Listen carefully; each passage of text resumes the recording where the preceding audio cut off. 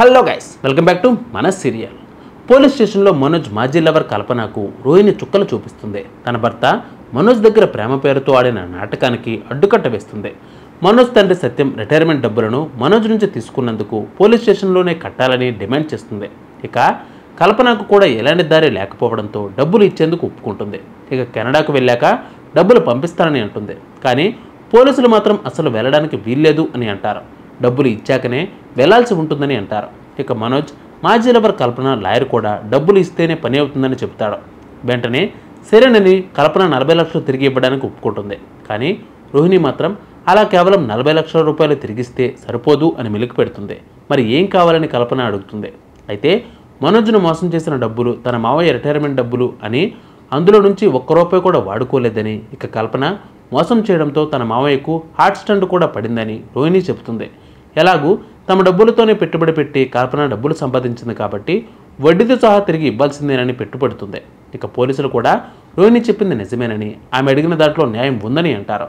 వెంటనే డబ్బులు ట్రాన్స్ఫర్ చేయమని ఎస్ఐ ఆదేశిస్తాడు. లేదంటే కెనడాకు వెళ్ళనివ్వకుండా అడ్డుకుంటామని హెచ్చరిస్తారు. దీనితో వెంటనే కల్పన మనోజ్ బ్యాంక్ అకౌంట్కు డబ్బులు 45 లక్షల రూపాయలు ట్రాన్స్ఫర్ చేస్తుంది. దానితో మనోజ్, రోహిణి ఫుల్ ఖుషి అవుతారు. డబ్బులు ట్రాన్స్ఫర్ చేసిన తర్వాత పోలీసులు డబ్బులు ముట్టినట్టు డాక్యుమెంట్స్ రెడీ చేసి సంతకాలు చేయిస్తారు. ఈ క్రమంలో కల్పన పోలీస్ స్టేషన్ బయటకు వెళ్ళి సంతకం చేయించడానికి చూస్తుంది. ఇదే సమయంలో కల్పనకు బాలు కనిపిస్తాడు.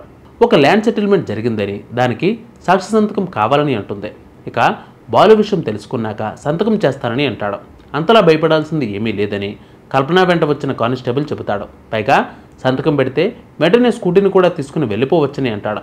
దానితో బాలు ఏది ఏమైనా ఒక మహిళకు మంచి జరుగుతుంది అనుకుంటే మాత్రం సంతకం చేస్తానని అంటాడు. వెంటనే సాక్షి సంతకం చేస్తాడు. అలాగే తన ఫోన్ నెంబర్ కూడా రాసి ఇస్తాడు. ఆ వెంటనే బాలు, మీనా ట్రాఫిక్ ఎస్ఐ రావడంతో వెళ్ళి స్కూటీ తీసుకునే ప్రయత్నం చేస్తారు. ఇక ఎస్ఐ మాత్రం నో పార్కింగ్ ఏరియాలో స్కూటీ పెట్టినందుకు 500 రూపాయలు ఫైన్ చేసి స్కూటీ ఇస్తాడు. ఇక స్కూటీని తీసుకుని మీనా, బాలు తిరిగి ఇంటికి వెళ్ళిపోతుంది. ఇక మరొక వైపు మనోజ్, రోహిణి చాలా సంతోషంలో ఉంటారు. 45 లక్షల రూపాయలు వచ్చినందుకు ఆనందపడతారు. పోలీస్ స్టేషన్ నుంచి నేరుగా మనోజ్ కన్సల్టెన్సీ ఆఫీస్కి వెళ్తాడు. వచ్చిన డబ్బుల్లో 14 లక్షలు కట్టి కెనడా వెళ్ళడానికి ప్రయత్నిస్తాడు. కానీ అప్పటికే మనోజ్ ప్లేస్లో మరొకరిని పంపించామని కన్సల్టెన్సీ వాళ్ళు చెబుతారు. మీరు సమయానికి డబ్బులు కట్టి ఉంటే పంపించేవాళ్ళం, ఇప్పుడు మీ బదులు మరొకరు ఆల్రెడీ కెనడాకు వెళ్ళిపోయారని కూడాను అని చెబుతాడు. దీనితో మనోజ్ చాలా బాధపడతాడు. ఇక ఏది ఏమైనా పోయిన డబ్బులు తిరిగి వచ్చినందుకు మాత్రం సంతోషం వ్యక్తం చేస్తారు. మనకు డబ్బులు వచ్చిన సంగతి ఇంట్లో వెంటనే చెప్పాలని మనోజ్ అంటాడు. కానీ రోహిణి అడ్డుకుంటుంది. అలా చేస్తే మనకు ఒరిగేదేమీ లేదని అంటుంది. బదులుగా ఆ డబ్బులన్నీ ప్రస్తుతం మన దగ్గరే పెట్టుకుందామని అంటుంది. వాటితో బిజినెస్ చేద్దామని, వచ్చిన లాభాల్లో నుంచి తిరిగి మామ సత్యంకు తిరిగి ఇద్దామని అంటుంది. మరి ఈ డబ్బులు ఎక్కడివి అంటే ఏమని బదిలిస్తావని మనోజ్ రోహిణిని ప్రశ్నిస్తాడు. దానితో రోహిణి మా నాన్న మలేషియా నుంచి పంపించాడని చెబుతారని అంటుంది. ఇక ఇంటికి వెళ్ళి ఇదే నాటకాన్ని ఆడతారు.